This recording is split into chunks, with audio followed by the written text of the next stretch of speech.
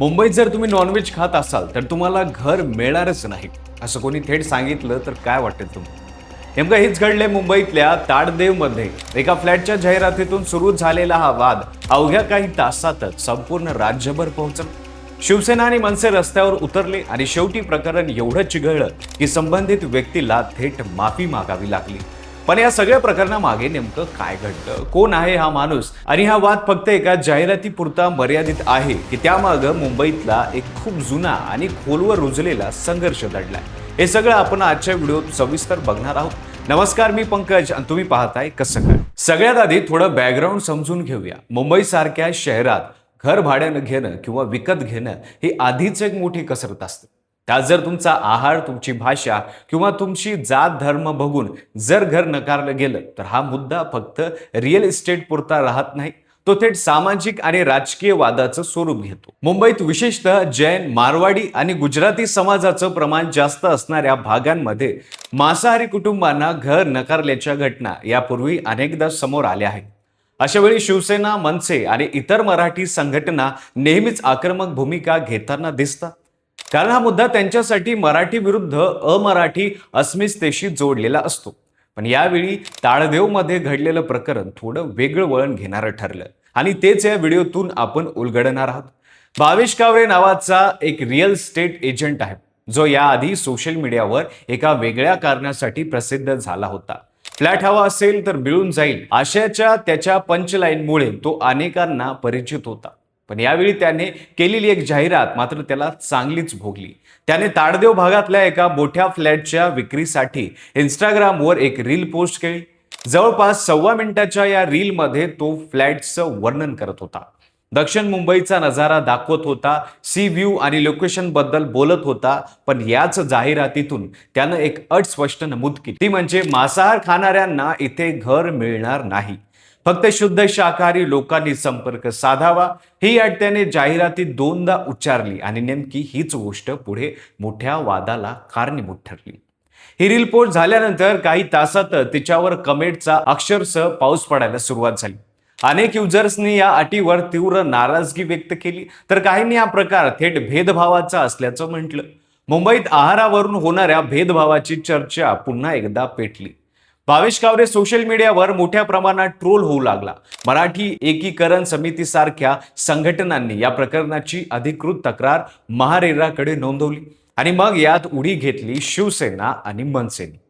दोन्ही पक्षांच्या स्थानिक नेत्यांनी या वक्तव्याचा तीव्र शब्दात निषेध केला.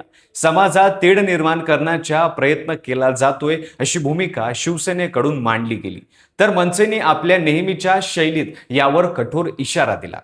या दबावानंतर भावेश कावरेंनी ती वादग्रस्त रील डिलीट केली, पण तोपर्यंत हा विषय राज्यभर पोहोचला होता आणि इथूनच या कहाणीला एक वेगळं वळण आणि जास्त गुंतागुंतीचं वळण मिळालं.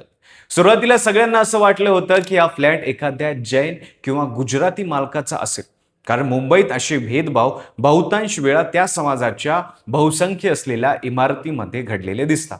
पण भावेशने दिलेल्या स्पष्टीकरणात एक धक्कादायक माहिती समोर आली. त्यानं सांगितलं की ही अट त्याने स्वतः ठेवलेली नव्हती, तर फ्लॅटच्या मालकानेच अशी अट घातलेली होती. आणि सगळ्यात महत्त्वाचं म्हणजे हा घर मालक कुणी परप्रांतीय किंवा अमराठी व्यक्ती नसून एक मराठी माणूस होता, जो वारकरी विचारसरणीचा असल्याचं सांगितलं गेलं. हाच या प्रकरणातला खरा टर्निंग पॉइंट ठरला, कारण आतापर्यंत मुंबईत घडणारे असे वाद नेहमी मराठी विरुद्ध अमराठी अशा चौकटीत बघितले जात होते. पण इथे परिस्थिती उलटी होती. एक मराठी घरमालकच मराठी किंवा इतर मांसाहारी भाडेकरूंना नाकारत होता. यामुळे सोशल मीडियावर एक नवा प्रश्न उपस्थित झाला की जे भेदभाव आतापर्यंत फक्त एका विशिष्ट समाजाकडून होतात असं मानलं जात होतं, तेच आता काही मराठी घरमालकही करू लागले आहेत का? पुरोगामी समजल्या जाणाऱ्या महाराष्ट्रात आहारावरून असा भेदभाव योग्य आहे का, हा प्रश्न अनेकांनी उपस्थित केला. दुसरीकडे भावेशने घरमालकाचं नेमकं नाव मात्र उघड केलेलं नाही. आता या प्रकरणाची सध्या स्थिती काय आहे ते पाहूया.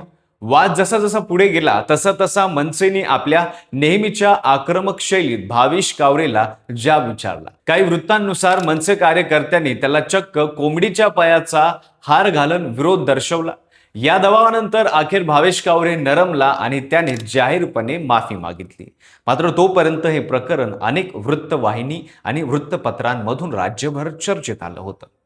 कायद्याच्या दृष्टीने पाहायचं झालं तर अन्न, राहणीमान किंवा धर्माच्या आधारावर घर खरेदी किंवा भाडे करारात भेदभाव करणं हे संविधानाच्या समानतेच्या तत्वाचं उल्लंघन मानलं जातं आणि रेरा कायदा अंतर्गत ही अशी प्रथा बेकायदेशीर ठरते. त्यामुळे कायदा तांत्रिकदृष्ट्या मांसाहारी नागरिकांच्या बाजूने असला तरी प्रत्यक्षात असे भेदभाव रोखणं किती अवघड आहे हेच या घटनेनं पुन्हा एकदा दाखवून दिलं.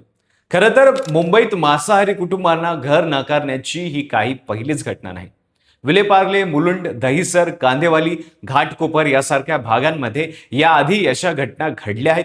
काही प्रसिद्ध व्यक्तींनाही अशा प्रकारच्या अटीमुळे घर मिळण्यात अडचणी आल्याचं याआधी चर्चेत आलं होतं.